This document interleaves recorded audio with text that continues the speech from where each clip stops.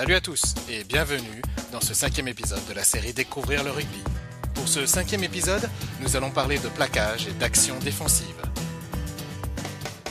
Le plaquage est une technique défensive qui consiste à saisir un joueur adverse avec ses bras sans le lâcher pour le faire tomber au sol.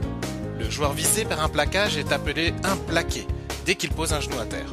Les joueurs qui saisissent le plaqué sont les plaqueurs. Le joueur plaqué doit immédiatement libérer le ballon quand il est au sol. Les autres joueurs de son équipe doivent arriver derrière lui en étant sur leurs appuis. Les coéquipiers ne peuvent donc pas arriver sur le côté ou plonger pour saisir le ballon. Au moment où le plaqué tombe au sol, les plaqueurs doivent relâcher le joueur plaqué avant de se relever ou de se dégager. S'ils se remettent sur leurs appuis et qu'il n'y a pas eu d'annonce de l'arbitre de la création d'un ruck, ils peuvent lutter pour récupérer le ballon. Un ruck, c'est une mêlée ouverte et créée spontanément. C'est pas grave, nous en verrons les règles dans un prochain épisode.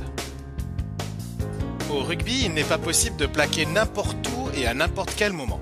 Il est par exemple interdit de plaquer un joueur sans ballon.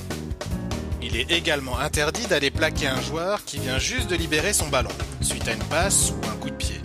On appelle cela un plaquage à retardement. Il est également interdit de plaquer un joueur au niveau du cou et de la tête. On appelle cela un plaquage haut.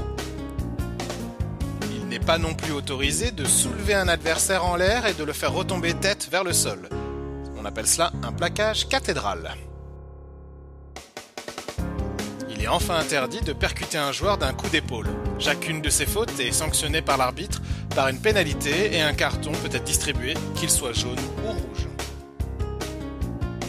Au rugby en défense, il faut vraiment réussir tous ces plaquages. Sinon, la sanction arrive très vite. Très vite.